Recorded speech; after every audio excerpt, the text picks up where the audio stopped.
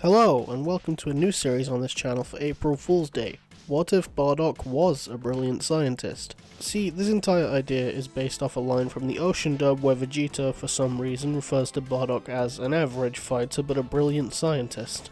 Obviously, that's not true. I don't know why he said that, but that's what we're rolling with. He also claims Bardock invented the fake moon Powerball, so we'll go with that as well. First question we need to answer is, what is an average fighter among Saiyans? Remember, Raditz is a mid-class warrior, so that would mean he's actually stronger than most Saiyans since the majority would have been low-class.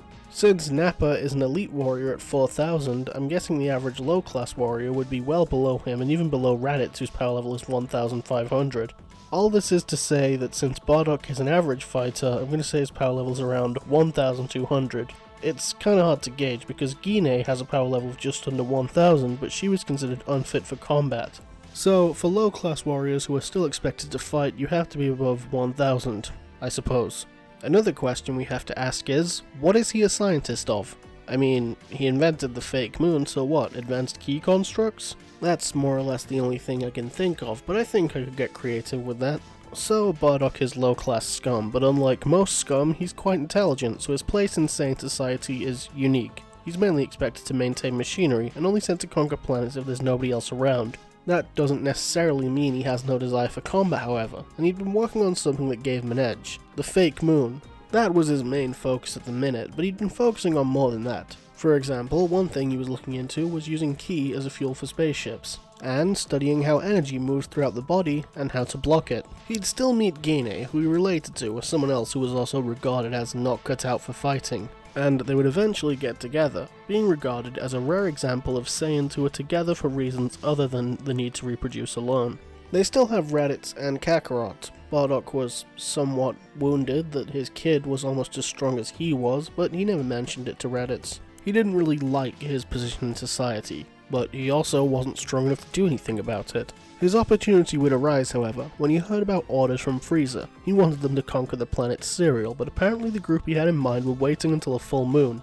I have something that could get it done faster. Bardock spoke without thinking, catching the attention of Frieza, who would turn to look at him before activating his scouter. With a power level that low, are you sure?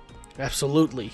Frieza simply shrugged. He didn't care if all these Saiyans died, so he ordered them to go as soon as possible. The other Saiyans weren't exactly happy that he was essentially rushing them, but Bardock tried to assure them things would be fine. When they arrived, the entire crew turned to him expecting something, and in retrospect, maybe he should have practiced this, since it was his first time testing it. But all the same, he'd hold out his hand before producing a Powerball and throwing it into the sky. In theory, this should provide the necessary blood waves to trigger the Great Ape transformation, so we don't need to rely on the moon. Bardock was right, it worked. The entire crew would turn into Great Apes. Even if Bardock was a weaker Saiyan, as a Great Ape his power level of 12,000 was useful. It didn't take long for the crew of apes to tear apart the planet and wipe out its inhabitants. Bardock would still encounter Granola and his mother, but there was no moon to destroy, so he didn't lose his Great Ape form. But he froze. See, Bardock doesn't get out nearly as much, so he isn't as desensitized to violence as most Saiyans. Smashing people randomly as the Great Ape was one thing, because he couldn't see them, but looking someone in the face as he killed them, he froze. It didn't help that this one reminded him of Guinea and Kakarot. Maybe he was soft, but he decided to help them. Is there somewhere you need to go? It was difficult to talk as a Great Ape, but he could manage. They'd point to the mountains, and so he'd lift them up and bring them over that way, telling his crew he was going to track down any survivors who fled into the wilderness. There, he would encounter an elderly Namekian. Still, he's enormous, so they quickly catch the attention of the Heaters. Elec would kill Granola's mother without a thought, and the Namekian would take Granola and run, while Bardock would block gas. He could play the part of an out-of-control ape who'd attack anything. If you can't control the Great Ape form, don't use it. Gas would scramble to evade an attack from Bardock as Elec just watched on. Gas would strike Bardock in the stomach, almost knocking the wind out of him. Bardock would grit his teeth before grabbing hold of him and throwing him to the ground, following that up with a mouth blast. Elec was a little amused by the scene. There was no full moon, so how could this Saiyan be in his Great Ape form? He'd noticed the Powerball. Maybe that was it. It's the only thing out of the ordinary. So, just as Bardock was about to stomp on Gas, he'd destroy it with a shot from his blaster, causing the ape to return to his normal form. Before Bardock could react, Elec would shoot him in the leg, causing him to collapse. He'd look up and see Gas getting back to his feet. He had a few scratches, but seemed more or less unharmed. Honestly, I think Frieza's plans for you monkeys will be a service to this galaxy. Elec scoffed, looking down at Bardock. What are you talking about? Wouldn't you like to know? Elec would kick Bardock off of the cliff, just letting him fall to the forest below. He survived and was eventually found by Minato, who hadn't had time to try and summon Torombo yet. He'd just do his best to heal Bardock before leaving him somewhere he'd be found by the other Saiyans. They didn't see exactly how he got roughed up, but they seemed pretty enthralled by Bardock. That artificial moon thing was impressive. It would revolutionize the way Saiyans did things. They wouldn't have to wait for full moons anymore. Bardock wouldn't forget that little tidbit about Frieza though. What was he planning? Whatever it was, it couldn't be good. Once they were back on planet Vegeta, Bardock would spend a bit of time with Gine, Raditz, and Kakarot. After recovering, his power level had jumped to 3000, and eventually was visited by King Vegeta himself. Begrudgingly, he was here to bestow Bardock with the title of mid-class warrior, for the invention of the artificial moon technique. He would also order Bardock to teach the skill to as many Saiyans as he could, starting with his own son, Prince Vegeta. Talking to the young prince was a strange experience. Someone so young who could kill him with a flick of his wrist. You know, I have a son about your age. I don't want to hear your life story. Just teach me the technique. Bardock eventually decided the prince wasn't one for small talk, and after a week or two of practice, Vegeta had gotten it. And he was off on a mission. Surprisingly, his son Raditz had been chosen to accompany him, along with Nappa and 2 other Saiyans. Suspiciously, aside from that, Frieza had stopped giving Saiyans orders, so a lot of them were just waiting around on planet Vegeta. Compounding the suspicion was the order for all Saiyans to return to the planet. Maybe it was just a bad feeling, but he'd disobey the order. He'd find Gine and Kakarot before commandeering a ship and blasting off. They'd be stopped by a blockade, but Gine would take charge, holding out an old scouter. My son took off on a mission with Prince Vegeta, but he left his scouter at home. We're only going after them to deliver it. We'll come straight back. There was some chatter over the radio, and one of the soldiers would bring the master to Zarbon, who seemed annoyed he was even being asked. I don't care, let them pass. 2 Saiyans and a baby aren't going to make a difference. He didn't even bother bringing the mats to Frieza, and they were let past. In truth, they didn't know where they were going. Bardock just knew they had to get off-world. But where could they go?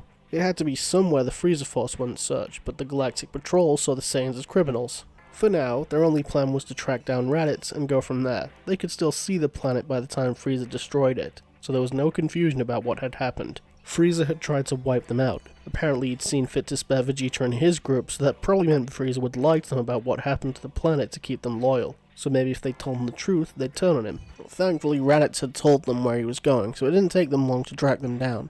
On the way there, Gine and Bardock would crush any scouters they had to make sure Frieza couldn't listen in on their conversations. And when he found the group, he'd repeat the process, destroying their scouters with small blasts from his fingers. Bardock, you survived? What was that about? By now you've probably heard about planet Vegeta. Yeah, where'd that meteor come from anyway? Nappa sounded a bit confused. For one, couldn't they have just destroyed the meteor when they saw it coming? I mean, they were certainly powerful enough to. It wasn't a meteor. Frieza destroyed the planet. He wanted to kill us all. The group looked a bit sheepish. It made sense. Frieza would definitely do that, but now what? They weren't strong enough to defeat him, not even close. So he destroyed the scouters so they couldn't listen in. Come with us. We're gonna hide somewhere Frieza won't find us. You cowards, you're gonna let him get away with it? That definitely wasn't an option. Frieza would pay. Vegeta would make sure of it. No, but right now, none of us are strong enough to defeat Frieza. We need to regroup, grow stronger, and fight another day. Vegeta, I don't like to say this, but he is right.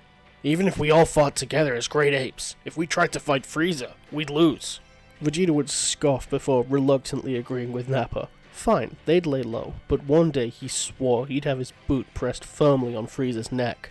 They'd take off in the ships. One ship was Bardock and his family, and the other was Vegeta, Nappa, and those other 2 random Saiyans who don't have names from the Broly movie. When Frieza realized Prince Vegeta had gone rogue, he put out a bounty on the head of any remaining Saiyans.